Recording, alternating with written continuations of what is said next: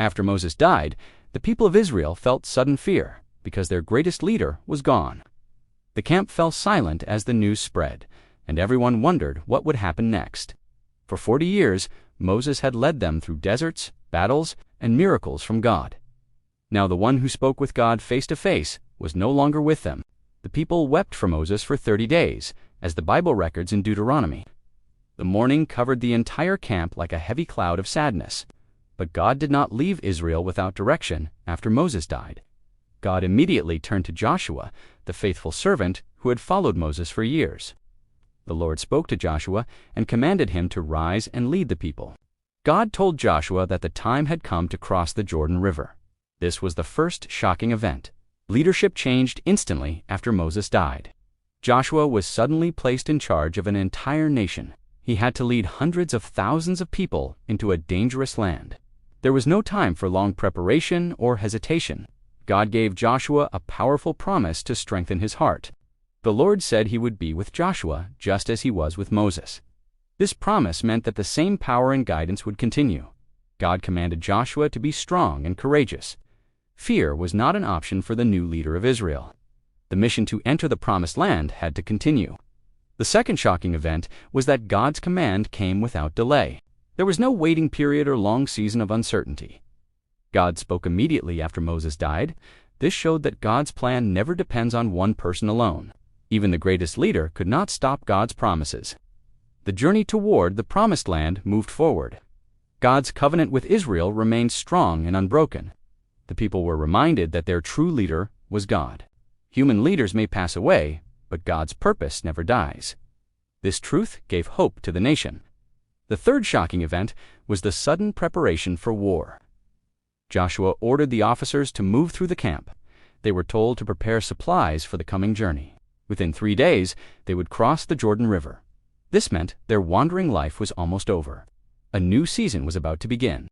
The wilderness years were ending quickly. The people had to get ready for battle. The promised land was not empty. Enemies lived there. Israel would have to fight for their inheritance. The fourth shocking event was the unity of the tribes. The tribes of Reuben, Gad, and half of Manasseh had land already, yet they promised to fight beside their brothers. They would not rest until the whole nation received land. This showed strong unity among the tribes. They remembered their promise made to Moses.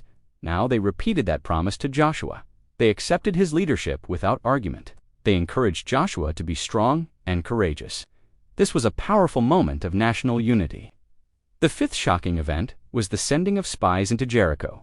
Joshua secretly chose 2 men for this dangerous mission. They entered the city of Jericho to gather information. The king of Jericho heard that spies were inside the city. Soldiers searched the streets and houses for them. The spies hid in the house of a woman named Rahab.